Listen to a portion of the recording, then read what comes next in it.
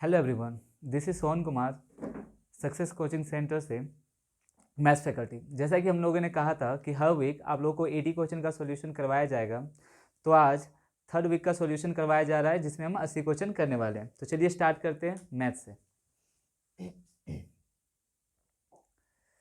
Question number 41। 18 संतरों का रुपए 151.20 में बेचने पर एक व्यक्ति को 20% की हानि होती है। 30% का लाभ अर्जित करने के लिए उसे 819 रुपये में कितने संतरे बेचने होंगे। 30% का लाभ प्राप्त करने के लिए उसको 819 में कितने संतरे बेचने पड़ेंगे।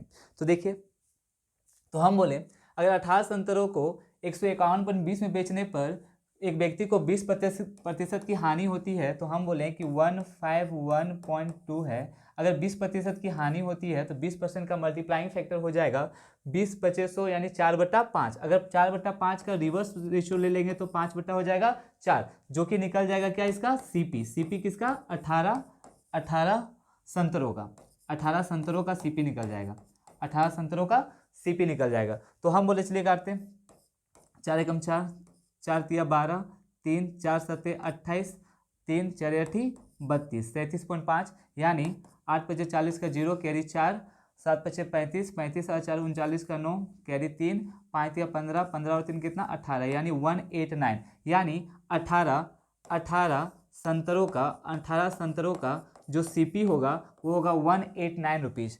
189 रुपीज़। लेकिन कहा गया है कि हमें इसको 819 में बेचना है और 30% का क्या होना चाहिए, प्रॉफिट होना चाहिए। अगर हम बोले कि 18 संतरों का सीपी है 189, तो 30% का अगर प्रॉफिट में बेचा जाए तो 30% में प्रॉफिट में बेचा जाए यानी 189 इंटू 30% का मल्टीप्लाइंग फैक्टर होता है 13/10 यानी 13/10। ये हो जाएगा इसका एसपी। 18 संतरों का हो गया एसपी, 18 संतरों का एसपी हो गया 189 और 13/10। तो ये 18 संतरों का हो गया एसपी। अगर 18 संतरों का एसपी है इतना और हमको चाहिए 819 ग्राम बेचना है, तो हम बोले कि 819 को डिवाइड कर देंगे 189 इंटू 13/10 से 13/10 से। तो चलिए काटते हैं, 13 कम 13, 13 छक 78, 3 13 तिया 39, इतना बार में चला गया 73 आ गया। अच्छा सॉरी, 13 छक 78 किए थे 6 से। हाँ ये देखिए 13 छक 78 बचा कितना 3 13 तिया 39, 63 बार में गया तो 63 बन जाए 63 और ये 3 बार में कट जाएगा, 3 बार में कट जाएगा यानी ये आ गया 10/3, 10 बटा कितना 3। अब हम बोले कि 18 संतरों का अगर 10/3 है तो अगर हम इसको 18 से इंटू कर दें तो 3 एकम 3 और 3 छक 18 और 10 छक कितना 7, 10 छक 7 यानी टोटल संतरे होंगे 7। टोटल संतरे कितने होंगे 7 यानी ग नंबर इसका बिल्कुल सही उत्तर है। तो चलते हैं अगले क्वेश्चन पे। अगला क्वेश्चन है, एक समकोण त्रिभुज की लंबाइयों का अनुपात है 5:12:13 है और इसका परिमाप 90 है यानी 90 सेंटीमीटर है। त्रिभुज का क्षेत्रफल सेंटीमीटर स्क्वायर में ज्ञात कीजिए, सेंटीमीटर स्क्वायर में ज्ञात कीजिए।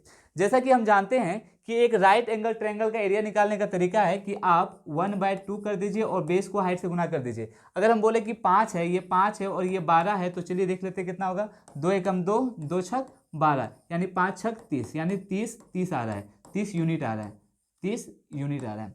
अब एक बात बताइए, 5:12:13 था उसका साइड का रेशियो और टोटल परिमाप जो है 90 है, तो परिमाप क्या होता है कि सम होता है साइड का। तो हम बोले कि 5 + 12 + 13 का मान है 90, कितना 90। तो 12 और 13 25 और 5 30 यानी 30 यूनिट का मान है 90। 30 यूनिट का मान 90 है तो 1 यूनिट का वैल्यू होगा, 1 यूनिट का वैल्यू होगा कितना 30 तिया 90 यानी 1 यूनिट का वैल्यू अगर 3 है तो हम बोले यहाँ भी इसके लिए 3 का मल्टीपल, यहाँ भी इसके लिए 3 का मल्टीपल, यानी इस पूरे नंबर पे हम 9 से मल्टीप्लाई कर देंगे तो टोटल हो जाएगा 270। कितना हो जाएगा 270 यानी इसका आंसर हो गया ख नंबर। इसका आंसर हो गया ख नंबर यानी त्रिभुज का जो क्षेत्रफल होगा 270 सेंटीमीटर स्क्वायर होगा, 270 सेंटीमीटर स्क्वायर होगा। अगर इसको दूसरे तरीका से समझना चाहें तो दूसरे तरीका से भी समझ सकते हैं हम इसको।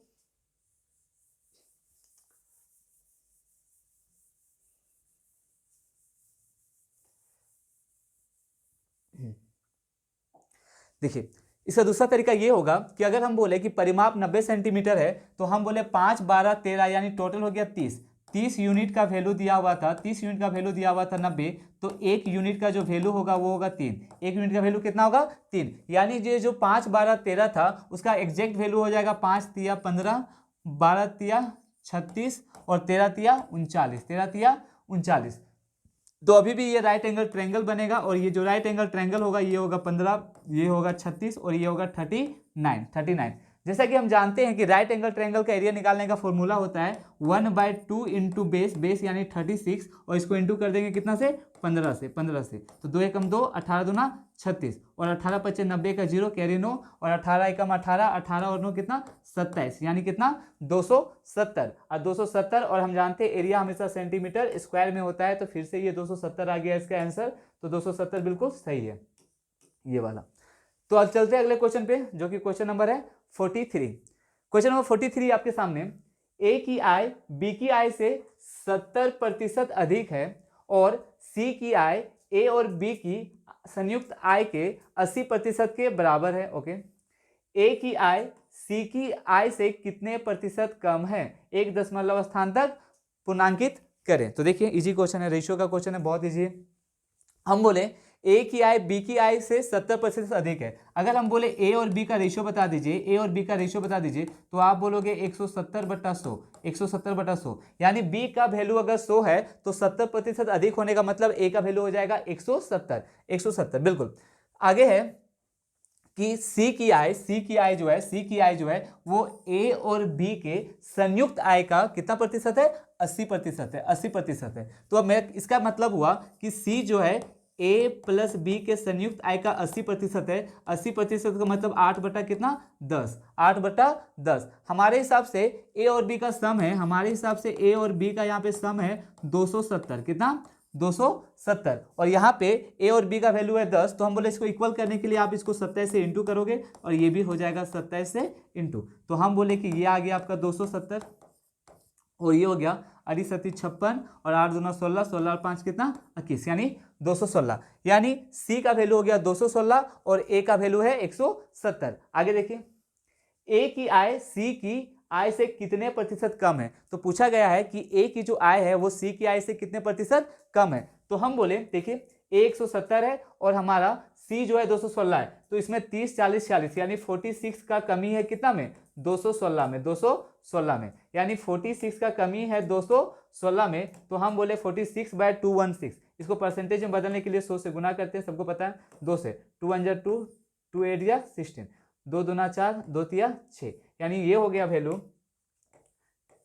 2300/108। तो हम बोले कि 108 दूना 216, तो 2 बार में गया 216, 4 20 10 30 यानी 140, 108 एकम 108, 21% कुछ होगा। तो 21% एक ही में उत्तर है जो कि यहाँ पे है 21.3%। तो हम बोले कि 21 आ चुका है, उसके बाद रहने दीजिए और अप्रोक्स में लगा दीजिए, तो ये हो गया 21.3% इसका सही उत्तर होगा। चलिए क्वेश्चन नंबर नेक्स्ट।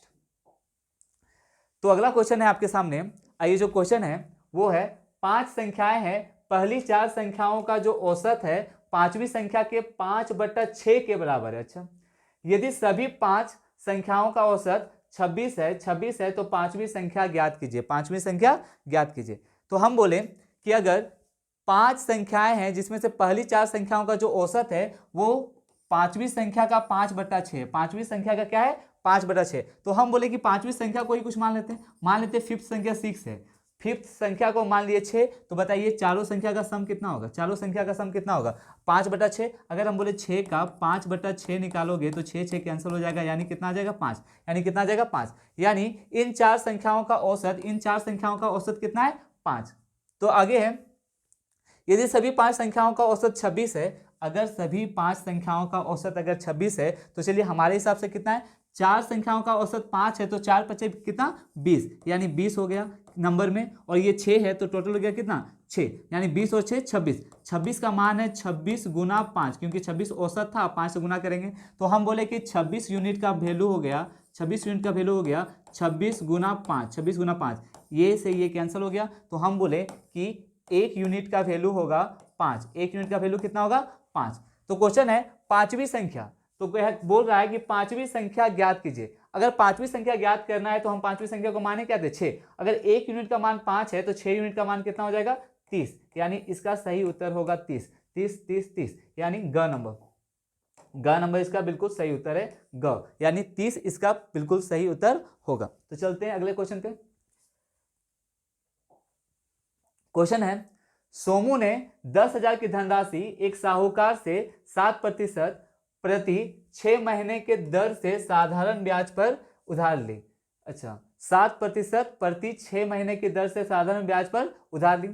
3 वर्ष बाद उसे साहूकार को कितनी धनराशि का भुगतान करना होगा, कितनी धनराशि का भुगतान करना होगा। तो एक बात बताइए, 7% प्रति 6 महीना पे, यानी 6 महीना में उसको 7% देना पड़ रहा है, यानी 6 मंथ का रेट ऑफ इंटरेस्ट जो है वो 7% है। 6 मंथ का रेट ऑफ इंटरेस्ट कितना है 7%। तो हम बोले कि 12 मंथ का कितना होगा, 12 मंथ का कितना होगा, तो आप बोलोगे 7 दूना कितना 14%, यानी 1 साल का total interest rate of interest 40% है। 1 साल का टोटल रेट ऑफ इंटरेस्ट कितना परसेंट है 40% है। 3 साल का बात किया गया है तो 3 साल पे टोटल रेट ऑफ इंटरेस्ट कितना हो जाएगा 42%, कितना 42%, यानी टोटल 3 साल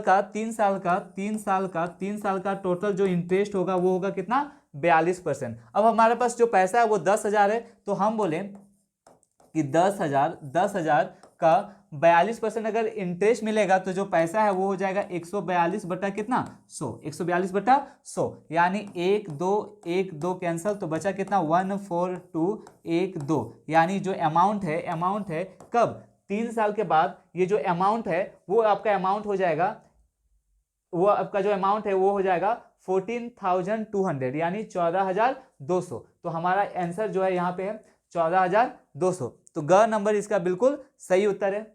चलते हैं अगले क्वेश्चन पे, क्वेश्चन नंबर 46। देखते हैं क्वेश्चन नंबर 46 क्या है। क्वेश्चन नंबर 46 है, यदि 6,225 की धनराशि को 3 हिस्सों में इस प्रकार बांटा जाए कि पहले हिस्से का 4 गुना, दूसरे हिस्से का 5 गुना के तथा तीसरे हिस्से के 7 गुना के बराबर है। ओके, पहले हिस्से का 4 गुना, दूसरे हिस्से का 5 गुना तथा तीसरे हिस्से का कितना 7 गुना के बराबर है।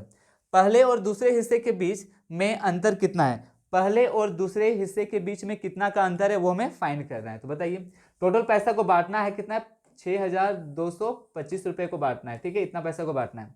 तो क्या है, चलो मान लेते हैं पहला का 4 गुना, दूसरा का 5 गुना और तीसरा का कितना 7 गुना आपस में बराबर है। तो अगर हम बोले 4 टाइम ऑफ ए इक्वल है 5 टाइम ऑफ बी का, और ये इक्वल है 7 टाइम ऑफ कितना सी, यानी पहले का 4 गुना, दूसरे का 5 गुना और तीसरे का 7 गुना, ये तीनों आपस में क्या है इक्वल है।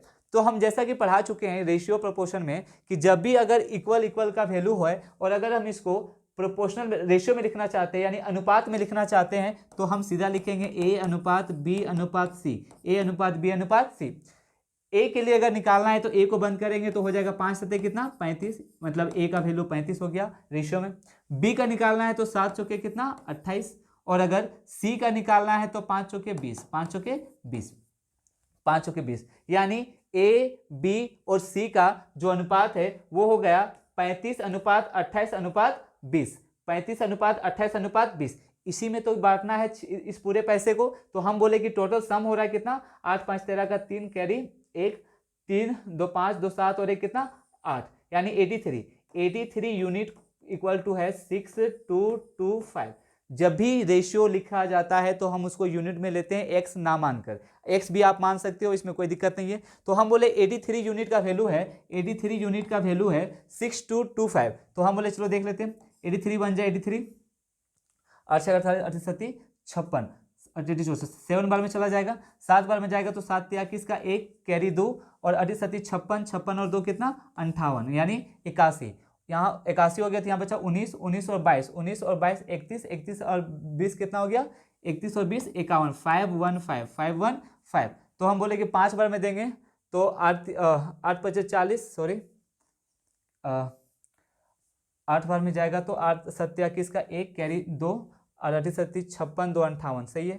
तो यहाँ बचा कितना 19 19 19 और वहाँ पे 22 19 और 2 21 21 और 20 कितना 41, सॉरी 41 होगा। हाँ यहाँ पे 41 होगा, 41 तो हो गया कितना 851, तो ये हो गया 41 और यहाँ पे हो जाएगा 5, कितना 5।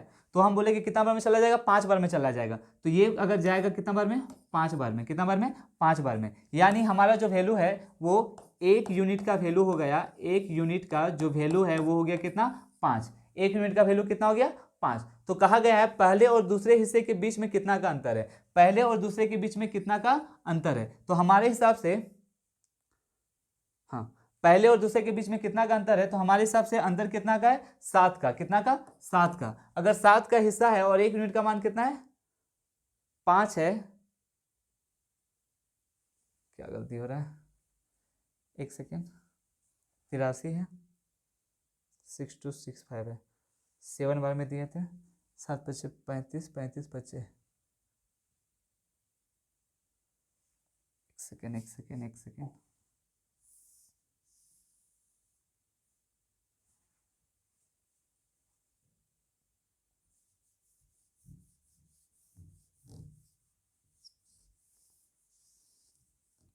फिर से देखिए, हम बोले कि 35, 28 और 20 है, तो 30, 20, 50, 50, 60, 70 और 80 और कितना 83, 83 का वैल्यू दिया हुआ है कितना 6225। तो हम बोले चलिए पढ़ते हैं 83 का टेबल।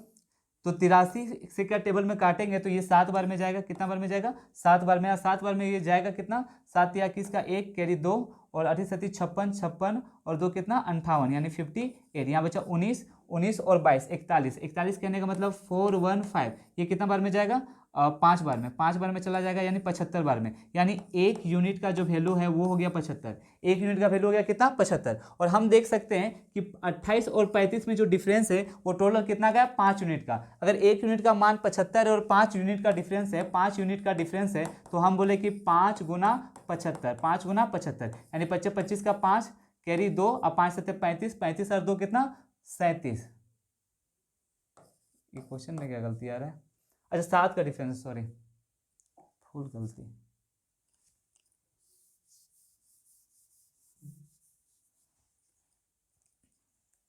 हाँ 28 और 35 में डिफरेंस कितना का है, तो हम बोले कि 7 का डिफरेंस है। कितना का डिफरेंस है 7 यूनिट का, 7 यूनिट का। और यहाँ पे 1 यूनिट का मान अगर 75 है तो 7 गुना कितना हो जाएगा 75 हो जाएगा। तो 7 पच्चे 35 का 5 कैरी 3 सती सती 49, 49 और 3 कितना 51, 49 और 3 सॉरी 52, 52 यानी 525, 525, 525 बिल्कुल सही उत्तर है। चलते अगले क्वेश्चन पे, क्वेश्चन नंबर 47। ए किसी कार्य को के 5/7 भाग को पूरा करने में 15 दिन का समय लेता है। यदि बी की मदद से उन्होंने समुच्चय कार्य को 12 दिन में पूरा कर लिया, अकेले बी को इस कार्य को करने में कितना समय लगेगा, कितना समय लगेगा। तो देखिए ए किसी कार्य के 5/7 भाग को पूरा करने में 15 दिन का समय लेता है। 5/7 भाग को करने में 15, तो हम बोले 5/7 भाग को करने में कितना टाइम लगता है 15 दिन लगता है, 15 दिन लगता है। तो 5 एकम 5, 5 तिया 15, 7 तिया 21, यानी एक पूरे काम को करने में, ए को पूरा काम करने में टोटल 21 दिन लगेगा। और अगर दोनों मिलकर काम करते हैं ए और बी, यदि बी की मदद से उन्होंने समूचे काम को कितने दिन में कर लिया था 12 दिन में, ए और बी मिलकर कितने दिन में कर लेता है 12 दिन में, ए और बी मिलकर 12 दिन में काम खत्म कर देता है। तो ए और बी अगर 12 दिन में खत्म कर लेता है तो चलिए एलसीएम ले लेते हैं। 21 तो होगा ही होगा और 4 होगा, यानी इसका 4 और 4 तिया 12 यहाँ 7, यानी ए का अकेले एफिशिएंसी 4 है और ए और बी का दोनों मिलकर एफिशिएंसी कितना है 7 है। तो हमारे हिसाब से बी का जो अकेला एफिशिएंसी होगा वो कितना होगा 3 होगा, बी का अकेला एफिशिएंसी होगा 3। तो क्वेश्चन है अकेले बी को इस कार्य को करने में कितना समय लगता है। तो हम बोले टोटल कार्य तो इतना है, तो 21 गुना 4/3, 3 एकम 3, 3 7 21 और 7 चौके कितना 28, यानी 28 दिन लगेगा। अगर बी अकेला इस कार्य को करना चाहेगा तो टोटल 28 दिन लगेंगे, यानी ग नंबर बिल्कुल इसका सही उत्तर है। तो चलते हैं अगले क्वेश्चन पे, क्वेश्चन नंबर 48। क्वेश्चन नंबर 48 है 75 लीटर के एक मिश्रण में दूध और पानी का अनुपात 3:2 है। यदि यह अनुपात 1:2 करना है हो तो कितना पानी मिलाना होगा। 1:2 करना हो तो कितना पानी मिलाना होगा। तो चलिए देख लेते हैं। 75 लीटर के एक मिश्रण में दूध और पानी का अनुपात इतना है। अगर हम बोले कि दूध और पानी का अनुपात है, यानी मिल्क और वाटर का अनुपात है 3:2, बनाना है इसको 1:2 में, 1:2 में। तो एक बात बताइए, 3, 2, 5, अगर हम पूछें कि 5 यूनिट का वैल्यू है कितना, तो 75 है। तो 1 यूनिट का जो वैल्यू है वो हो जाएगा 15। कितना हो जाएगा? 15। 1 यूनिट का वैल्यू हो जाएगा 15। अगर 1 यूनिट का वैल्यू 15 है तो आप बताइए, ये हो गया 15 तिया कितना, 45, और ये हो गया 15 दूना कितना, 30। 15 दूना 30, यानी ये हमारा है 30 और ये कितना है, 45। अब बताइए, यहाँ लिखा है कि मिल्क और वाटर का रेशियो 1:2 होना चाहिए, यानी अगर ये एक का मान 45 है तो दो का मान कितना होना चाहिए, 90 होना चाहिए। कितना होना चाहिए, 90। अब बताइए 30 से हमको 90 बनाना है तो आप कितना पानी ऐड करोगे, तो आप बोलोगे 60 लीटर पानी ऐड करोगे, यानी 60, यानी ख नंबर 60 लीटर बिल्कुल सही उत्तर होगा क्वेश्चन नंबर 48 का। तो चलते हैं अगले क्वेश्चन पे, जो कि है क्वेश्चन नंबर 49। क्वेश्चन नंबर 49 है, 2024 में एक क्रिकेट टीम 225 मैचों में से 80% में जीतना चाहती है। पहले से खेले जा चुके 120 मैचों में सफलता दर 70% है। 70% है। लक्ष्य तक पहुंचने के लिए शेष मैचों में सफलता दर कितनी होनी चाहिए? तो लक्ष्य तक पहुंचने में उसकी सफलता दर कितनी होनी चाहिए, एक बात बताइए। 225 मैचों में से उसे 80% मैच जीतना है, तो चलिए निकाल लेते हैं। तो 225 में से 80%, यानी 80 बटा कितना, 100। हम बोले 10 10, 5 दूना 10, 5 चौके 20, 25, 2 एकम 2, 2 चौके 8। तो ये हो गया 45 दूना 180, 180, यानी टोटल उसको 180 मैच जीतने हैं। टोटल उसको 180 मैच जीतने हैं। अगर 180 मैच जीतने हैं तो यहाँ है पहले से खेले जा चुके 120 मैचों में सफलता दर कितना है, 70। तो हम बोले कि चलिए देख लेते हैं 120 में मैच में वो जीता कितना है, तो 70% जीता है। तो 70 बटा 100, 10 10 10 10, 12 सत्ते 84, यानी 84।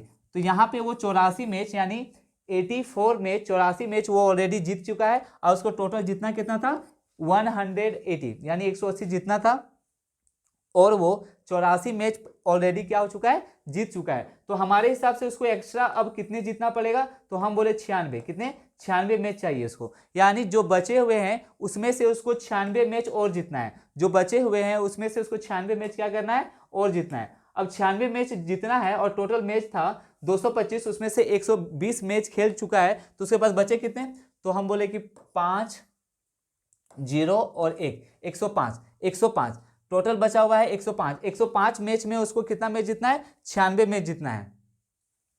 तो हम बोले कि अगर 96 मैच जीतना है 105 में, हाँ 96 मैच जीतना है, 96 मैच जीतना है टोटल 105 में, 105 में, तो इसका प्रतिशत क्या होगा, इसका प्रतिशत क्या होगा, चलिए 5 दूना 10, 5 एकम 5, 5 बीसे 100, 3 से 3 सत्ते 21, 3 तिया 9, 3 दूना 6, यानी 32 दूना कितना हो गया, 64/7, 64/7 और 1 0। तो चलिए लगा देते हैं, 7 9 63, 1 बचा, 7 एकम 7, 3 बटा 7, यानी टोटल हो गया 91 3/7%, यानी ग नंबर इसका बिल्कुल सही उत्तर होगा। 91 3/7% इसका बिल्कुल सही उत्तर है। चलते हैं अगले क्वेश्चन पे, क्वेश्चन नंबर 50। क्वेश्चन नंबर 50 है, 7/16 divided by this equal to क्या होगा? तो चलिए देखते हैं इसका आंसर क्या होगा। हम बोले कि 7/16, सबसे पहले ब्रैकेट का काम कर लेते हैं, तो ब्रैकेट का काम इधर कर लेते हैं। देखिए इधर 7/16 है, तो 7/16 को रहने देते हैं, 7/16 इसको सॉल्व करते हैं, तो ये हो जाएगा 10 दूना 20 एक 21/2, कितना 21/2 इंटू, पहले इंटू का काम करते, 7 बच्चे पैसे थे 36/5, 36/5, 2 एकम 2, 18 दूना 36, 18 दूना 36, यानी ये हो गया डिवाइडेड बाय, डिवाइडेड का मतलब है अगर चेंज कर देंगे, क्यों, क्योंकि डिवाइडेड तो रेशियो पलट जाएगा, तो ये हो जाएगा 5/21 गुना 18, 21 गुना 18, 21 गुना 18, 21 गुना 18। अब इसको अगर सॉल्व करेंगे 5 या 15 और 3 18, यानी ये जो नंबर है वो आ जाएगा 18 बटा कितना 5, 18/5, 18 से 18 कैंसिल, 5 से 5 कैंसिल, और 7 एकम 7, 7 तिया 21 कैंसिल, यानी ये जो नंबर है वो हो गया 1/48।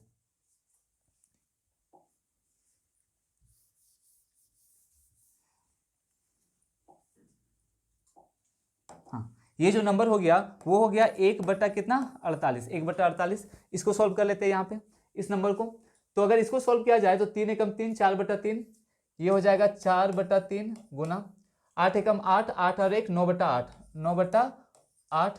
और अगर ये डिवाइड में है तो ये रेशियो पलट जाएगा, तो ये हो जाएगा कितना 2/1, 2/1। तो हम बोले 2 एकम 2, 2 चौके 8, 4 एकम 4, 4 एकम 4, 3 एकम 3, 3 तिया 9। तो ये आ गया कितना 3, ये आ गया 3, यानी 1/48 माइनस 3। अब प्लस में कितना है 3/4, 3/4। तो चलिए इसको सॉल्व कर लेते हैं। तो हम बोले टोटल आएगा 48, ये 1 हो जाएगा माइनस 8 तिया 24 का 4 कैरी 2, 4 तिया 12 और 2 कितना 14, प्लस 4 है 12 चौका 48, 12 तिया कितना 36, यानी -144 प्लस 37/48। 14 में 7 गया तो 7, 0, 1, 148 माइनस के साथ, तो हो गया -107/48। -107/48 कहाँ पे है, तो यहाँ पे घ नंबर इसका बिल्कुल सही उत्तर है -107/48। चलते हैं अगले स्लाइड पे। क्वेश्चन नंबर 51, 2 = x प्लस इतना तब x का मान क्या होगा। तो ऐसा क्वेश्चन हम पहले से करवा चुके हैं आप लोगों को क्लास में। यहाँ देखिए 1 और 4 है तो सबसे पहले 1 लिख दीजिए, फिर 4 लिख दीजिए, इस 4 को गुना कीजिए किससे 3 से, 4 तिया 12 और 1 जोड़ दीजिए कितना हो जाएगा 13, फिर इस 13 को 1 से गुना कीजिए, 13 कम 13, 13 और 4 कितना हो जाएगा 17, यानी 17। ये 17 हो गया, नीचे 13 पलट जाएगा तो 13/17, यानी 2 + x प्लस सॉरी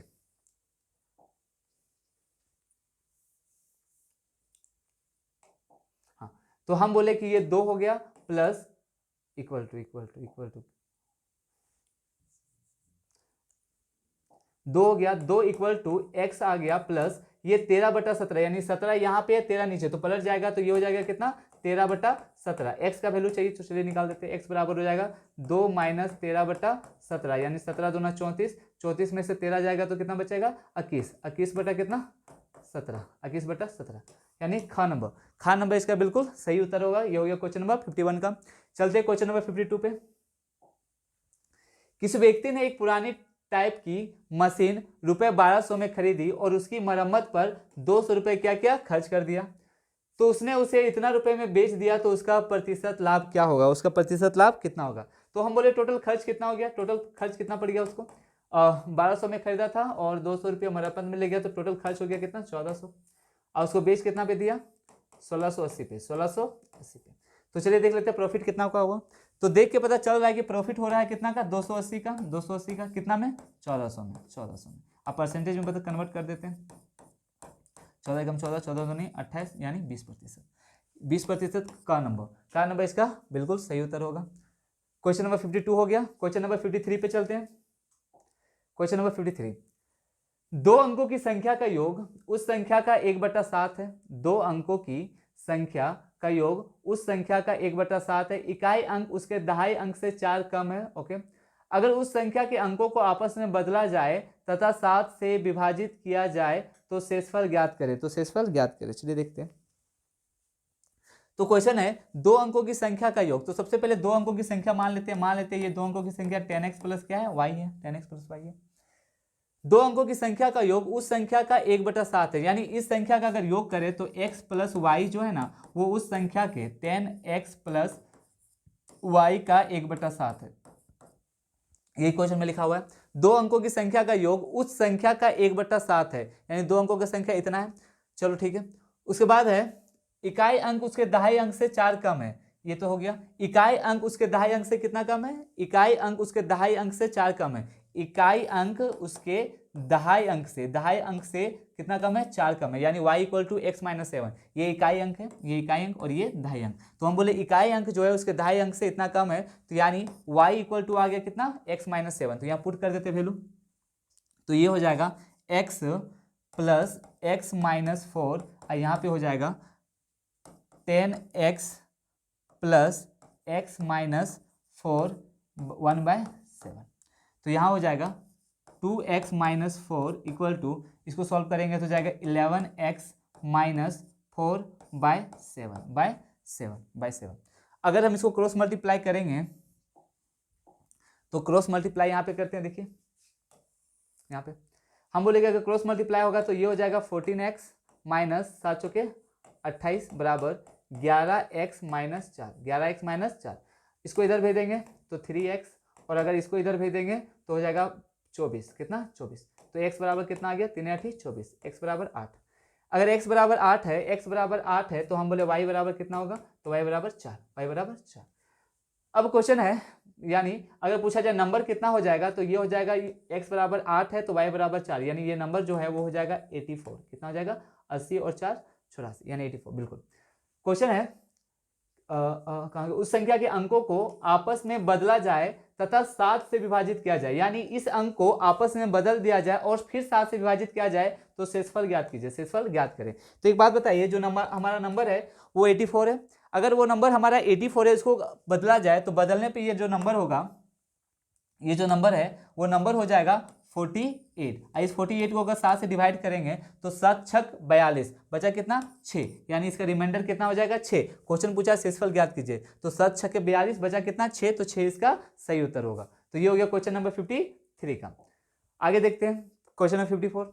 160 मीटर और 140 मीटर लंबी रेलगाड़ियां समांतर रेल पथों पर विपरीत दिशा में क्रमशः 77 किलोमीटर प्रति घंटा और 67 किलोमीटर प्रति घंटा की चाल से चल रही है। एक दूसरे को पार करने में वे कितना समय लेगी, एक दूसरे को पार करने में वो कितना समय लेगी। तो हम बोले कि अगर दो रेलगाड़ियां एक दूसरे की ओर चल रही है, एक दूसरे की ओर चल रही है, तो उसका जो वेलोसिटी जो होता है, जो इसका स्पीड होता है वो जुड़ जाता है। तो हम बोले कि ये चल रही थी कितना 77 किलोमीटर पर आवर से, और ये चल रही है 67 किलोमीटर पर आवर से। 7 7 14 का 4 हाथ बचा 1, 6 7 13 और कितना 114 किलोमीटर पर आवर है, किलोमीटर पर आवर है। और टोटल डिस्टेंस को कवर करना है 160 प्लस 140, यानी 200 300। टोटल डिस्टेंस कवर करना है, टोटल डिस्टेंस कवर करना है कितना 300। ये क्या में मीटर में, तो इसको भी कन्वर्ट कर लेते हैं मीटर में। तो हम बोले कि अगर 144 किलोमीटर पर आवर है तो इसको मीटर पर सेकंड में कन्वर्ट किया जाए तो आप लिखोगे 144 गुना 5 बट्टा कितना 18, 5 बट्टा 18, 18 अठे 144, 18 अठे 144, तो 8 बचे कितना हो गया 40 मीटर पर सेकंड, 40 मीटर पर सेकंड। तो पूछा एक दूसरे को पार करने में कितना समय लेंगे, तो एक दूसरे को पार करने के लिए वो एक दूसरे के डिस्टेंस को पार करेंगे, यानी 160 मीटर का ये करेगा और ये 140 मीटर का टोटल डिस्टेंस कितना तय करना पड़ेगा 300। तो हम बोले इस 300 को डिवाइड कीजिए 40 से, तो ये हो जाएगा ऐसा, तो 7 4 7 28, 2 बट्टा 4, यानी ये हो गया 7 1 बट्टा 2 क्या सेकंड, यानी 7 1 बटा 2 सेकंड कहने का मतलब है खा नंबर इसका बिल्कुल सही उत्तर होगा। ये हो गया क्वेश्चन नंबर 54। आगे चलते हैं क्वेश्चन नंबर 55 पे। यदि a का वैल्यू 7 - 4 √3 तो √a + 1 √a का वैल्यू क्या होगा। तो देखते हैं क्या होगा।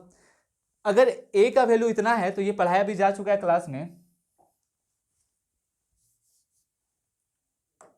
हाँ। तो हम बोले कि अगर a = 7 - 4 √3 है, हमको √a से मतलब है, तो अगर हम √a निकाला जाए तो इसका भी √ लग जाएगा और ये जगह 7 - 4 √3। इसको कन्वर्ट करने का तरीका है कि आप इसको 7 लिख दीजिए, यहाँ पे 2 ला दीजिए, और अगर 2 को यहाँ भेज देंगे तो 4 में 4 कितना हो जाएगा 12, 4 कितना हो जाएगा 12।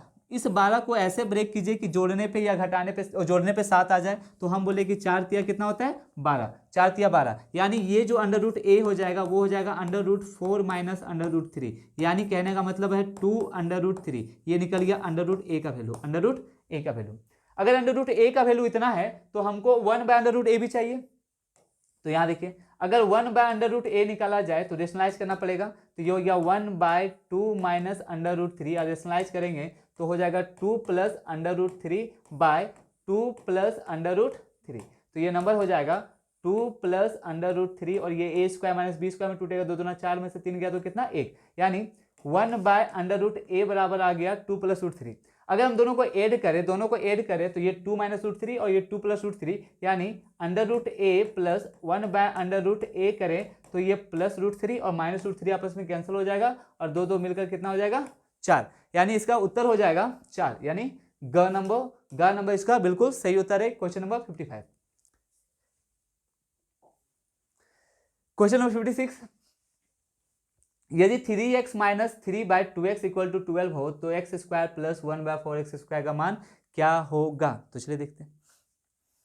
तो अगर हम बोले कि 3 3 यहाँ से कॉमन ले लिया जाए तो ये हो जाएगा x - 1/2x, और यहाँ 3 से डिवाइड हो जाएगा तो ये कितना हो जाएगा 4, स्क्वायर कर दिया जाए तो हम बोले कि स्क्वायर करने पे एक्स स्क्वायर हो जाएगा प्लस 1/4x स्क्वायर हो जाएगा, 4x स्क्वायर हो जाएगा और माइनस में आ जाएगा कितना 2ab, यानी 2 कैंसिल हो जाएगा, ab हो जाएगा तो -1 हो जाएगा, बराबर कितना हो जाएगा 4 चौके 16। तो हमको ये का वैल्यू निकालना है तो -1 को इधर भेज देंगे तो 16 और 1 कितना होता है 17, यानी आंसर का नंबर इसका बिल्कुल सही उत्तर होगा। तो ये क्वेश्चन भी सॉल्व हो गया। Question number 56। क्वेश्चन नंबर 57 पे चलते हैं। 24 विद्यार्थियों की एक कक्षा का औसत भार जो है 35 किलोग्राम है। 35 किलोग्राम है, बहुत अच्छी बात है। एक शिक्षक का भार भी सम्मिलित कर लिया जाए तो औसत भार 400 ग्राम बढ़ जाता है। तो पूछा गया है शिक्षक का भार क्या होगा, शिक्षक का भार क्या होगा। एक बात बताइए, अगर 24 लोग पहले थे और 24 लोग में उसका जो औसत कितना था, औसत भार जो था वो 35 किलोग्राम था, लेकिन एक आदमी के आने की वजह से औसत में कितना का वृद्धि हुआ, तो आप बोलोगे 400 का वृद्धि हुआ। तो बस इतना समझ लीजिए, अगर 400 का वृद्धि हुआ यानी वो जो नया आदमी आया होगा हर एक आदमी को 400 ग्राम दिया होगा, हर एक आदमी को 400 ग्राम दिया होगा, यानी 24 आदमी को टोटल अगर 400 ग्राम दिया जाए, 400 ग्राम दिया जाए तो 24 चौके 96, 9600 यानी 9 किलो 600। हमारा कहने का मतलब है 9 केजी 600 ग्राम दिया होगा, 600 ग्राम दिया होगा दूसरों को, इन 24 को, लेकिन खुद का रख के देगा वो, तो खुद का कितना होना चाहिए 35 किलो 600 ग्राम। तो खुद का रखा होगा 35 केजी रखा होगा और 600 ग्राम और कितना 400 ग्राम, 400 ग्राम रखा होगा। तो 35 और 9 हो गया 44 केजी और ये 6 4 कितना हो गया 1 केजी और 1 केजी और, यानी टोटल हो गया 44 और 1 कितना 45, यानी 45 केजी इसका बिल्कुल सही उत्तर है। 45 केजी कहाँ पे, यहाँ पे ग नंबर, यानी 45 केजी इसका बिल्कुल सही उत्तर है। अगले क्वेश्चन पे चलते हैं। सॉरी, हाँ, पिता की वर्तमान आयु अपने पुत्र की आयु की तिगुने से 3 वर्ष अधिक है। 3 वर्ष के बाद पिता की आयु पुत्र की आयु के 2 गुने से 10 वर्ष अधिक है होगी।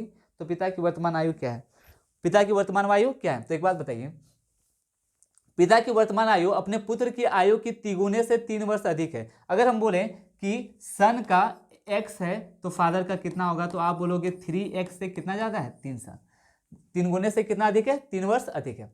3 वर्ष के बाद पिता की आयु, तो 3 वर्ष के बाद अगर बोला जाए तो पिता की आयु हो जाएगा 3x प्लस कितना 6, क्योंकि 3 पहले ज्यादा था, 3 और जोड़ेंगे तो इतना हो गया। 3 वर्ष के बाद पिता की आयु पुत्र की आयु की 2 गुने से, तो पुत्र का आयु 3 साल बाद कितना हो जाएगा 3 साल बाद, तो आप बोलोगे कि x प्लस कितना हो जाएगा 3x प्लस 3, बिल्कुल।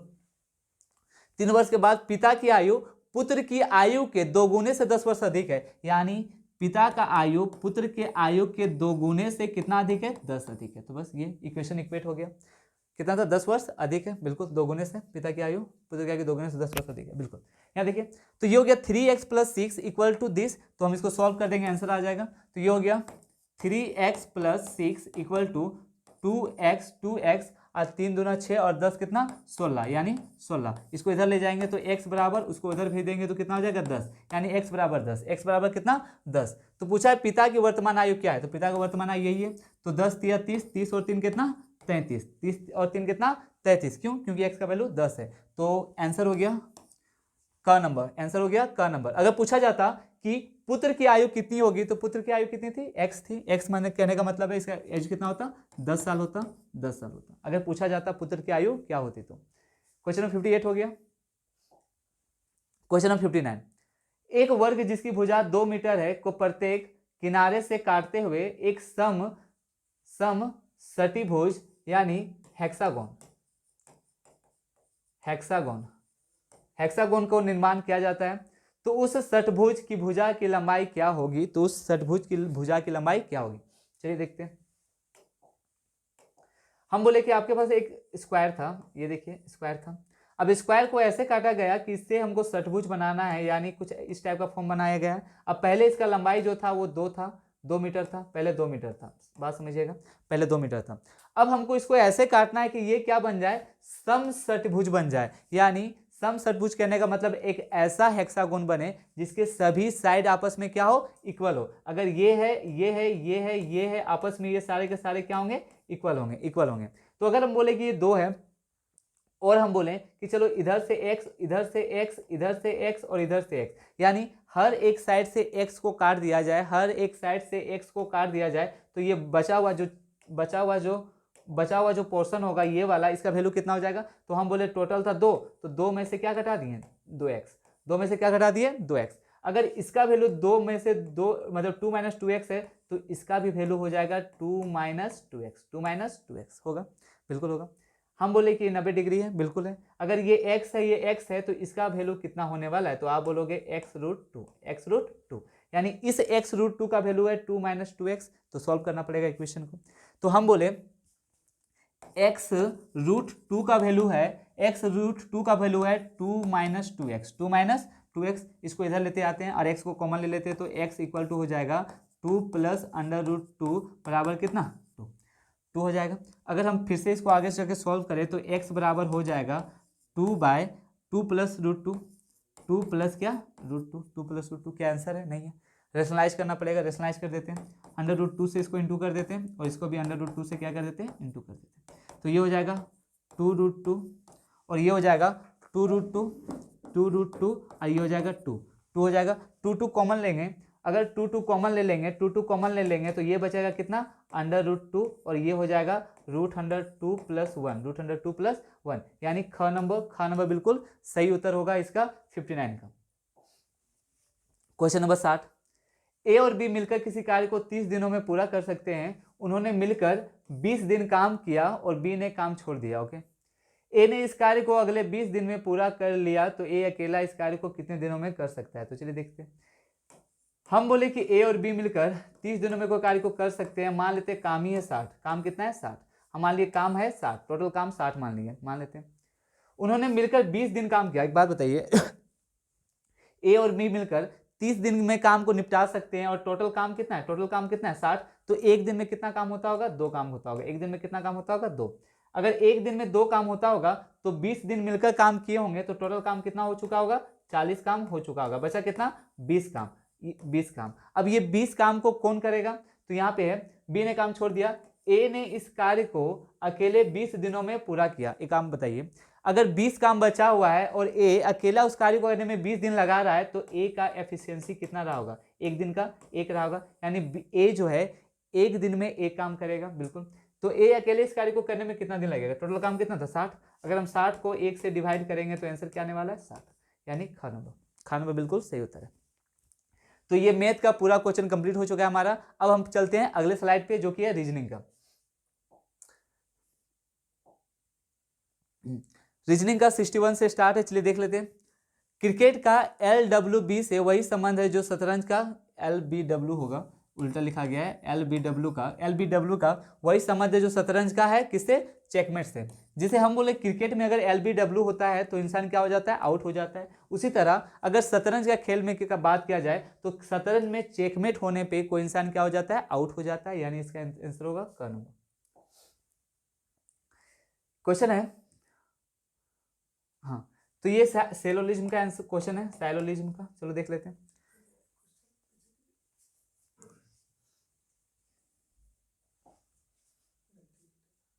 ठीक, क्वेश्चन नंबर 62, दिए गए कथनों और निष्कर्षों का ध्यानपूर्वक पढ़े, कथनों को दी गई जानकारी सत्य मानते हुए मानना चाहिए। सेलोलिज्म का क्वेश्चन शुरू करते हैं। कोई लड़का इंजीनियर नहीं है, पहला स्टेटमेंट बताइए, नेगेटिव है। कोई इंजीनियर ड्राइवर नहीं है, ये भी नेगेटिव है। सभी लड़कियां लड़के हैं, और ये क्या है, पॉजिटिव है, पढ़ाया जा चुका है पहले से। अगर बोला जाए इंजीनियर का, तो कोई लड़का इंजीनियर नहीं है, तो हम बोले ये भी 100 और ये भी क्या 100। कोई इंजीनियर ड्राइवर नहीं है, तो ये भी 100 और ये भी कितना 100। सभी लड़कियां लड़के हैं, तो ये कितना 100 और ये कितना 50। जैसा कि हम जानते हैं कि अगर दो स्टेटमेंट नेगेटिव है तो उसमें रिलेशन नहीं बनता है, तो हम बोले इन दोनों का रिलेशन नहीं बनेगा, बट इसका किसके साथ रिलेशन बनेगा तो वो देख लेते हैं। इसमें कॉमन क्या है, यहाँ पे लड़के हैं और यहाँ भी लड़के हैं, यानी यहाँ पे लड़के हैं और यहाँ भी क्या है, लड़के हैं, और यहाँ पे लड़का का 100 है और लड़का का 50 है, और 100 और 50 के बीच में हमेशा रिलेशन बनता है, हम बता चुके हैं। तो चलिए देखते हैं ऑप्शन में क्या है। सभी लड़के ड्राइवर है, सभी लड़के ड्राइवर है, क्या लड़कों का ड्राइवर में जाना पॉसिबल है, नहीं, क्योंकि ये भी नेगेटिव स्टेटमेंट, ये भी नेगेटिव स्टेटमेंट, तो लड़का और ड्राइवर का रिलेशन नहीं बता सकते। कोई लड़की इंजीनियर नहीं है, कोई लड़की इंजीनियर नहीं है, हम बोले ये स्टेटमेंट पॉजिटिव है, ये नेगेटिव है, तो कंक्लूजन भी क्या होगा, नेगेटिव, तो ये नेगेटिव है, चलेगा। कोई लड़की इंजीनियर नहीं है, कोई लड़की, यानी ये कितना 100, और इंजीनियर नहीं है, यानी ये कितना 100, तो हम बोले कोई लड़की इंजीनियर नहीं है, लड़कियां का 100 है और इंजीनियर का यहाँ पे कितना है 100 है, तो हम बोले 100 और 100 का रिलेशन बन चुका है, यानी दूसरा नंबर बिल्कुल सही होगा, दूसरा नंबर बिल्कुल सही होगा। अच्छा, यहाँ पे ऑप्शन दिया हुआ है, निष्कर्ष 1 और 2 दोनों पालन करते हैं, तो बिल्कुल नहीं करता है। केवल निष्कर्ष 2 शुरू सही होए तो मतलब खा नंबर इसका बिल्कुल सही उत्तर होगा। अगला क्वेश्चन पे चलते हैं। एक निश्चित कुट भाषा में अलार्मिंग को 150 लिखा जाता है, उसी कुट भाषा में फ्लोटर को किस प्रकार लिखा जाएगा? फ्लोटर को किस प्रकार लिखा जाएगा, चलिए देखते हैं। तो हम बोले कि अलार्मिंग को 150 लिखा जाता है, तो चलिए ऐड करते हैं।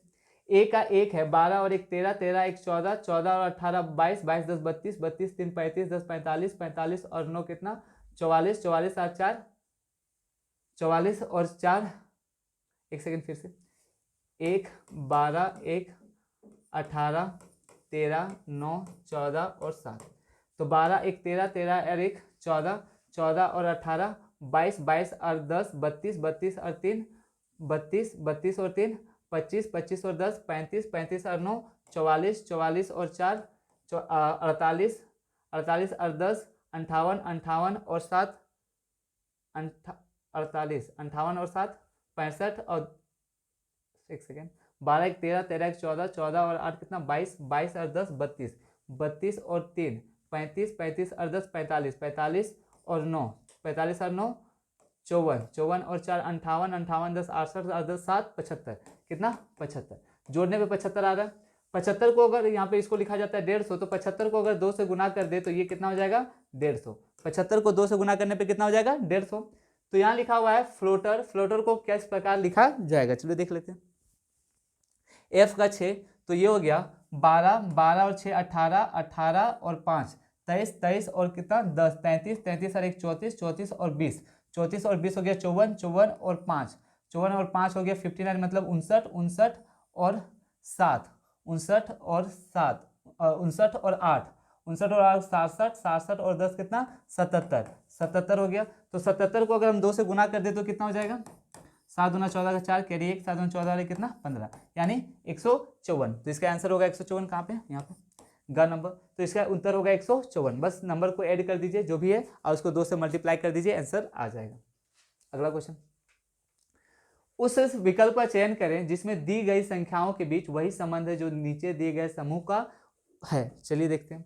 हम बोले कि 11 और 4 को लिखा गया है 137, 11 4 और 137 तीन नंबर है, तो देखते हैं क्या रिलेशन है। अगर हम बोले कि 11 का स्क्वायर कर दीजिए तो ये हो जाएगा 121 और 4 का स्क्वायर कर दीजिए तो हो जाएगा 16। तो हम बोले इसको जोड़ने पे कितना आ जाएगा 137, 137। चलिए देख लेते हैं कि कौन सा फॉलो करता है। अगर हम पहला ऑप्शन देखें तो ये हो जाएगा 9 9 81 और 8 8 64, 4 1 5 और 8 1 4 मतलब 14, 145। तो ये वाला बिल्कुल सही है, आगे का बिल्कुल लाई नहीं करेगा, चेक भी कर सकते हैं। अगर हम इसका चेक करें 12 12 144 प्लस 37 49, 9 4 13, कभी भी जीरो होगा नहीं, ये भी नहीं होगा। उसी तरह ये 10 100 25 25 125, ये भी सही नहीं होगा। तो बस उसी तरह आंसर हो गया इसका क नंबर। नेक्स्ट क्वेश्चन पे चलते हैं। क्वेश्चन नंबर 65, यदि 21 मार्च 2007 को बुधवार है तो 25 मई 2015 को सप्ताह का कौन सा दिन होगा। चलिए देखते हैं। क्वेश्चन है कि 21 मार्च 2007 को बुधवार है। अगर हम बात करें कि 21 मार्च 2007 चल रहा है, 2007 चल रहा है, और हमको निकालना है 25 मई 2015 का, निकालना है 25 मई 2015 का, ये मार्च है, मार्च। तो हम जानते हैं कि मार्च जो होता है वो 31 का होता है, तो हम बोले 21 दिन तो हो चुका है, बचा कितना 10 दिन, 10 दिन जोड़ देते हैं, जोड़ दिए तो ये चला गया, मार्च खत्म हो गया, पहुंच गया अप्रैल में। अप्रैल कितना का होता है 30 का होता है, तो अप्रैल भी खत्म हो गया। मई का जाना है 25 तक, तो 25 तक जोड़ देते हैं, तो मई का चले गए 25 तक, यानी अब हम चले गए 25 मई 2007 तक। इसको जब जोड़ेंगे तो 30 20 50 10 60 5 65, यानी 65 मतलब ये जो दिन है अब आ गया है 25 मई 2007, 25 मई 2000 कितना आ गया है 2007 आ गया। क्यों? क्योंकि हम ये जोड़ दिए। तो 25 मई 2007 है और यहाँ पे 25 मई 2015 है, तो हमारे हिसाब से गैप कितना का है 7 और 8 15, 8 साल का। कितना साल का 8 साल का। और हम जानते हैं कि हर लीप ईयर जो होता है वो 4 साल पे आता है, तो 8 साल में टोटल लीप ईयर कितने होंगे 2, यानी 8 2 10 हो गया। 10 ये क्या कहलाता है ऑड डे कहलाता है, ऑड डे कहलाता है। अगर 7 से डिवाइड करें तो यहाँ पे आ जाएगा 3 और अगर इसको 7 से डिवाइड करें तो 7 6 42, 37 49, 37 56 7 9 63, तो इसमें कितना बचा 2, यानी यहाँ पे ऑड डे 2 है, यहाँ पे ऑड डे 3 है, टोटल ऑड डे कितना हो गया 5। टोटल ऑड डे 5 होने का मतलब है जो दिन है उसमें 5 दिन आगे चले जाएंगे या फिर 2 दिन पीछे चले जाएंगे। तो दिन कौन सा था, बुधवार था, बुधवार से 2 दिन पीछे चले जाओ तो क्या हो जाएगा सोमवार, 2 दिन पीछे चले जाओ या तो 5 दिन आगे चले जाओ, अगर बुध है तो बुध के बाद बिफे शुक्र शनि इतवार फिर सोमवार, तो हमारा आंसर हो गया ये वाला सोमवार। ठीक है, आगे चलते हैं क्वेश्चन नंबर 66 पे। 66 का क्वेश्चन है, अनुपा, भाव्या, चहल, दिलीप, सौरभ, वरुण और गोविंद एक वृत्ताकार व्यवस्था में केंद्र की ओर मुख करके बैठे हुए हैं। कितने लोग हैं, 1 2 3 4 5 6 और 7 लोग हैं वृत्ताकार व्यवस्था में केंद्र की ओर मुख करके बैठे हुए, बहुत अच्छी बात है। ताश खेल रहे हैं। तो पहला है सौरभ अनुपा और दिलीप के बगल में है, सौरभ जो है अनुपमा और दिलीप के बगल में बैठा हुआ है। तो चलिए देख लेते हैं, पहले तो 7 लोग हैं तो 2 फिगर बना लेते हैं ताकि आप लोगों को समझ में आए। 1 2 3 4 5 6 7, 1 2 3 4 5 6 7। अब क्या है, सौरभ जो है वो अनुपमा और दिलीप के बगल में है। अगर हम बोले कि सौरभ यहाँ पे है और अनुपमा मान लेते हैं यहाँ पे है, अनुपमा यहाँ पे है, तो अगला कौन हो जाएगा, सौरभ, अनुपमा और दिलीप। तो दिलीप कहाँ पे हो जाएगा, यहाँ पे हो जाएगा, सौरभ है। और दूसरा केस क्या हो सकता है कि अगर सौरभ यहाँ पे ही है तो दिलीप यहाँ भी हो सकता है और अनुपमा यहाँ पे हो सकता है, अनुपमा यहाँ पे हो सकता है। अगला है किधर गया, ये हो गया, गोविंद वरुण चहल के बीच में नहीं बैठा है। गोविंद जो है वो वरुण और चहल के बीच में नहीं बैठा है, अच्छी बात है, रिलेशन नहीं बनेगा। यहाँ पे वरुण अनुपमा के दाईं और ठीक बगल में बैठा हुआ है, अनुपमा के दाईं ओर बैठा है, तो यहाँ पे दाईं तो बनेगा नहीं, यहाँ पे बनेगा, तो हम बोले कि यहाँ पे वरुण बैठेगा, यहाँ पे वरुण बैठेगा, यानी ये जो था ये गलत था और ये सही है।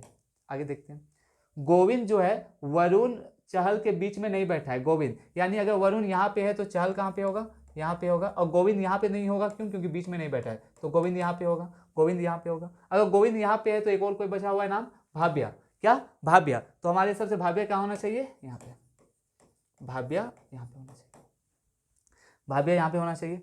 तो व्यक्तियों का, हाँ यहाँ पे, व्यक्तियों का इनमें से कौन सा युग्म एक दूसरे के बगल में नहीं बैठा है, कौन सा युग्म इन दूसरे के बगल में नहीं बैठा है। तो चलते हैं, कुछ ऑप्शन शायद आगे होगा, दिलीप सौरभ, दिलीप और सौरभ, तो कहा है दिलीप और सौरभ, तो देखते हैं दिलीप यहाँ पे सौरभ यहाँ पे, ये वाला राइट आंसर है, तो इसको मिटा देते हैं ताकि आप लोगों को दिखे अच्छे से।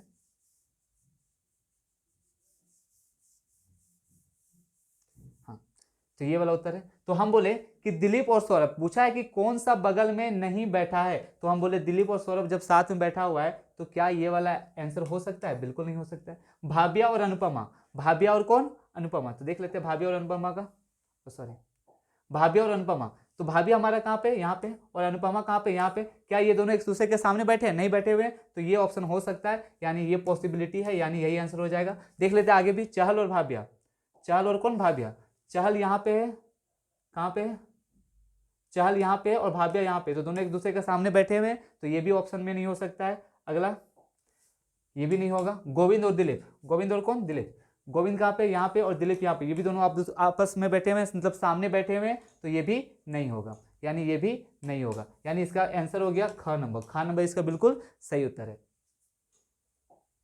अगला है, सीमा ने एक फोटो की ओर इशारा करते हुए मुझसे कहा, वह तुम्हारे पिता का पुत्र है, पिता का पुत्र है। ओके, फोटो में मौजूद व्यक्ति का मेरे साथ क्या संबंध है, तो ये तो क्वेश्चन ब्लड रिलेशन का। देखिए, सीमा ने कहा वो तुम्हारे पिता का पुत्र है, पिता मतलब मेरे पिता, पिता का पुत्र या तो मैं होऊंगा या मेरा भाई होगा, फोटो में मौजूद व्यक्ति का मेरे साथ क्या संबंध है, तो पिताजी तो नहीं हो सकते, भाई हो सकता है, या तो मैं खुद होता तो भाई है, तो बिल्कुल इसका उत्तर होगा भाई। अगला क्वेश्चन पे चलते हैं, दिए गए विकल्पों में से उस संख्या का चयन करें जो निम्नलिखित श्रेणी में प्रश्नवाचक चिन्ह के स्थान पर आएगा, यहाँ पे जो आएगा उसको फाइंड करना है। तो देख लेते हैं, हम बोले कि 209 है, 205 है, 196, 180, गैप कितना का है, तो यहाँ पे आप देखोगे तो गैप 4 का है, यहाँ पे आप गैप देखोगे तो यहाँ पे हो गया 5 और ये 96, 4 5 9, 9 का गैप है, 9 का गैप है। अगर यहाँ पे गैप देखोगे तो ये कितना का है, 16 का, यानी 2 का स्क्वायर था, 3 का स्क्वायर है, 4 का स्क्वायर है, तो अगला क्या आना चाहिए, 25, यानी 25 आने का मतलब 180 में 25 जाएगा, कितना बचेगा 155, तो इसका हो गया ख नंबर, ख नंबर इसका बिल्कुल सही उत्तर है, यानी 155 68 का। 4 अक्षर समूह दिए गए हैं जिनमें से 3 किसी तरह से संगत हैं और एक असंगत है, उस अक्षर समूह का चयन करें जो अन्य से असंगत है। तो एक असंगत है उसका चयन करना है, तो चलिए देख लेते हैं ये देखिए ये सारे के सारे वोवेल है, स्वर है, स्वर है। आई ओ यू ये भी सब वोवेल है। जेड डी के ये नहीं है। बाकी ए ई आई भी ये सारे के सारे क्या है, वोवेल है। यानी ग नंबर ही एक ऐसा ऑप्शन है जिसमें सारे के सारे कॉन्सोनेंट डाले गए हैं, तो कॉन्सोनेंट डाले गए हैं इसलिए जेड डी के इसका सही उत्तर होगा। ये डिफरेंट था।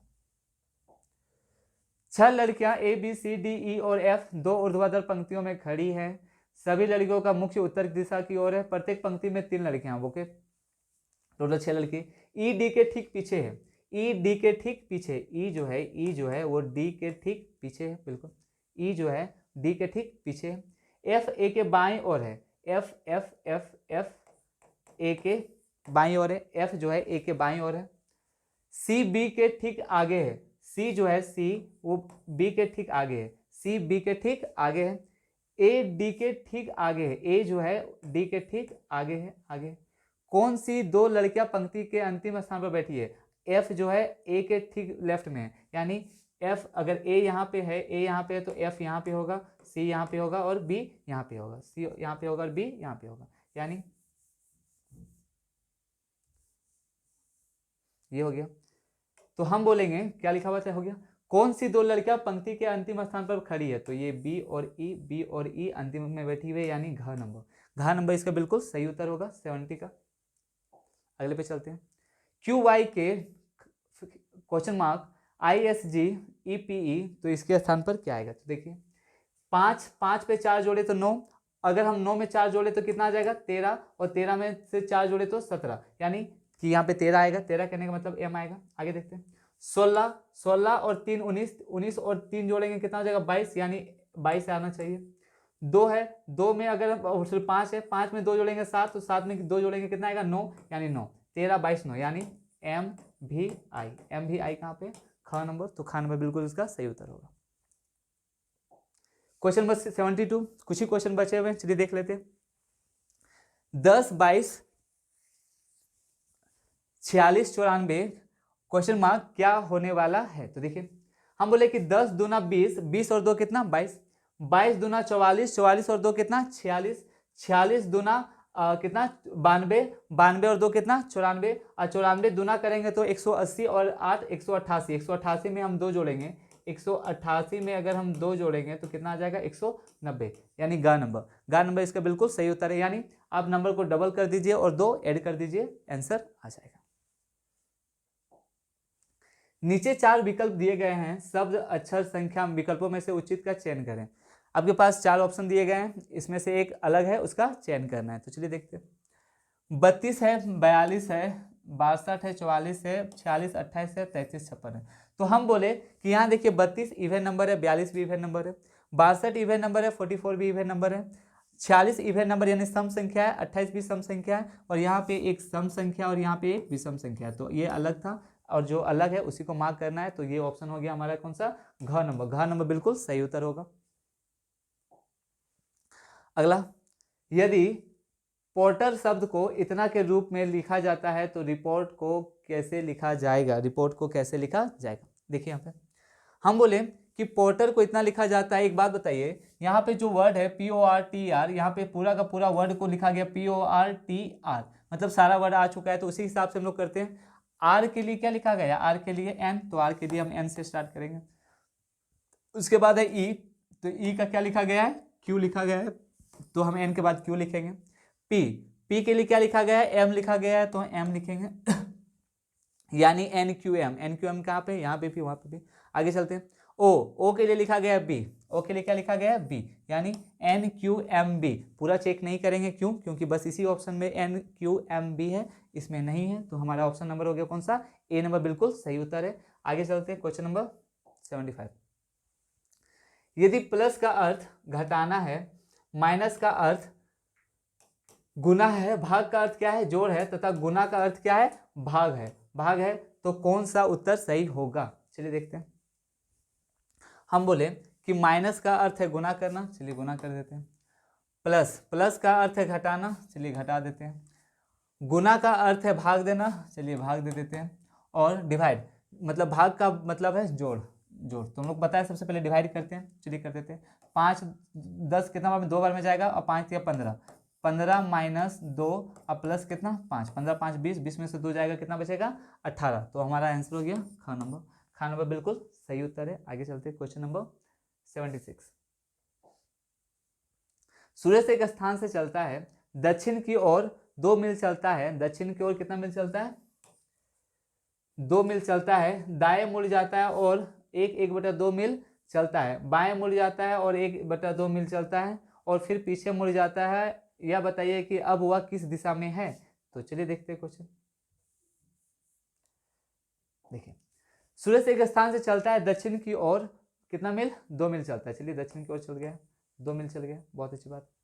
दाएं मुड़ जाता है और 1/2 मील चलता है। दाएं मुड़ने का मतलब होता है कि हमेशा क्लॉकवाइज, जब भी दायां मुड़ने के लिए बोला जाए तो आप क्लॉकवाइज चलोगे, क्लॉकवाइज। अगर बायां मुड़ने के लिए चला जाए तो हमेशा एंटी क्लॉकवाइज चल रहा है।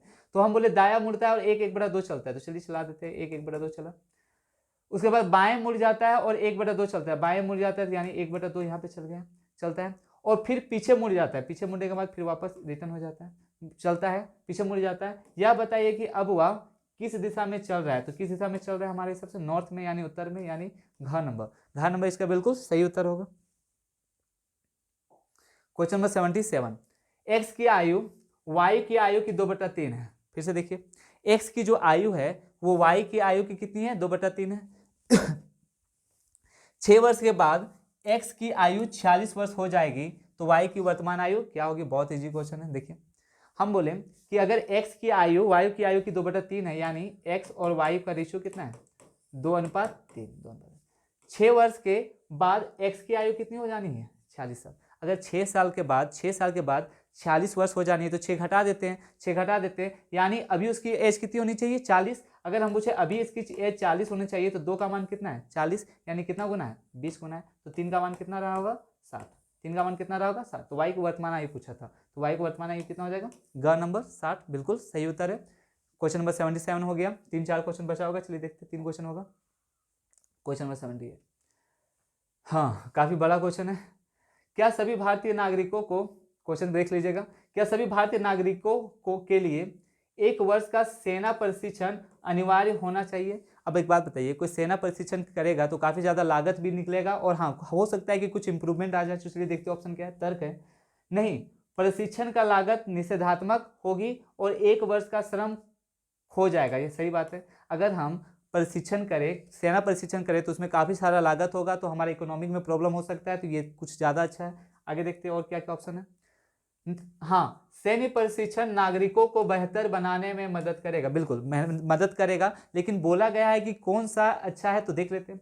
यदि केवल तर्क 1 मजबूत है तो केवल तर्क मजबूत है, यदि केवल 2 तर्क मजबूत है तो 2 मजबूत है बट उतना मजबूत नहीं है, हम लोग नहीं कह सकते, तो हम बोलेंगे ऑप्शन नंबर ए सही है। यदि दोनों तर्क 1 और 2 मजबूत है, नहीं, यदि ये तो है ही नहीं, तो हम बोले कि ऑप्शन नंबर कौन सा हो गया ए नंबर, यानी केवल तर्क 1 मजबूत है। यानी अगर हम सेना में कोई काम करेंगे तो उसमें पैसा खर्च होगा, पैसा खर्च होगा तो हमारा इकोनॉमी क्या होगा घटेगा। तो हम बोले कि क्वेश्चन नंबर कौन सा है इसका का नंबर बिल्कुल सही है। ये रहा, कल ही हम पढ़ाए थे, आज ही क्लास लिए थे वेन डायग्राम के बारे में। तो चलिए देख लेते हैं क्वेश्चन क्या है।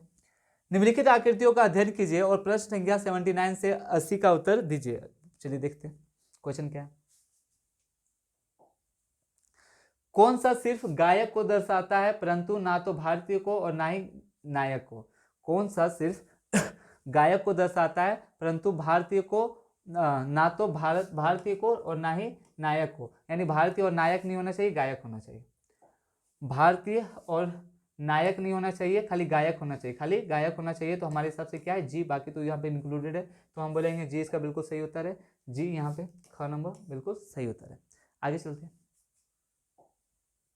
निम्नलिखित में से वह संकेत कौन सा है जो एक भारतीय को नायक और गायक के रूप में दर्शाता है, जो एक भारतीय को नायक और गायक के रूप में दर्शाता है, यानी भारतीय भी होना चाहिए, नायक भी होना चाहिए और गायक भी होना चाहिए। तो चलिए देखते हैं। हाँ, ये भारतीय रहा, ये नायक रहा और ये गायक रहा, तो तीनों मिलकर आ किस में रहे सी में, यानी सी बिल्कुल सही उत्तर होगा। तो इसका सी नंबर यानी ख नंबर बिल्कुल सही उत्तर है। हाँ, तो हम लोग ने जैसे कहा था कि ये सक्सेस कोचिंग सेंटर है और ये रांची का ब्रांच है। इसके और भी दो ब्रांचेज हैं जो कि बेडो और मांडर में। यहाँ देखिए ये रांची का है और मांडर और बेडो में इसके दो और सेंटर चलते हैं। और हर एक जगह पे आर्मी की मुफ्त तैयारी की जाती है, यानी अगर किसी को आर्मी की तैयारी करनी है तो आप फ्री में आके एनरोलमेंट कर सकते हो। अगर इससे रिलेटेड कोई जानकारी चाहिए तो यहाँ पे हमारा कॉन्टैक्ट नंबर है। अब इस कॉन्टैक्ट नंबर में बात कॉल कर सकते हो, पता कर सकते हो क्या चल रहा है क्या नहीं चल रहा है। और हाँ, अभी एक नया बेच स्टार्ट हुआ है जो कि एसएससी पे पूरा का पूरा बेस्ड है। इसमें सीजीएल का, सीएचएसएल का, एमटीएस का और जीडी का पूरा प्रीवियस ईयर का क्वेश्चन सॉल्व करवाया जाएगा और साथ ही साथ में बहुत अच्छे अच्छे तरीके बताए जाएंगे ताकि आप हर एक क्वेश्चन में टाइम टेकन कम लगा सको। और बाकी का यहाँ पे और भी कुछ है और इसका जगह के बारे में बताया गया है। नारायण मार्केट, दूसरा तल्ला, पिस्का मोड़, रांची में है ये। और सेंटर 2 जो है तेतर टोली, कॉलेज रोड, बेडो, रांची में है। दूसरा ये ब्रांच है हमारा। और तीसरा जो ब्रांच है नटखट बचपन प्ले स्कूल, ऊपर सोसोई आश्रम, मांडर, रांची में। तो ये हमारे तीनों ब्रांच हैं। बाकी कॉन्टैक्ट नंबर यहाँ पे है। फ्री लाइब्रेरी फैसिलिटी भी है, हाँ, कि अगर आपको पढ़ना है और कहीं दूर से आते हो तो आपको फ्री लाइब्रेरी फैसिलिटी भी दिया गया है कि आप बैठ के आप 2 घंटा 4 घंटा जितना देना चाहो फ्री में बैठ के दे सकते हो। ऐसी फैसिलिटी है, हर चीज़ की फैसिलिटी दी गई है। और यहाँ पे सक्सेस कोचिंग सेंटर में एसएससी के साथ साथ रेलवे, जेएसएससी, बैंक, डिफेंस और टेस्ट सीरीज ये टेस्ट सीरीज हर दिन अभी टेस्ट सीरीज स्टार्ट किया गया है। जैसे कि हम पता है कि जीडी का फॉर्म आने वाला है, कुछ ही दिन में फॉर्म आने वाला है, तो इसके लिए हम टेस्ट सीरीज स्टार्ट कर चुके हैं जीडी का, जो कि रेगुलर बेसिस पे चलेगा अभी। इसका अगर टेस्ट सीरीज का एनरोलमेंट करना है तो इसके लिए भी आप कांटेक्ट कर सकते हो। इसी नंबर पे आप कांटेक्ट कर लीजिए और आपको पूरी जानकारी दी जाएगी।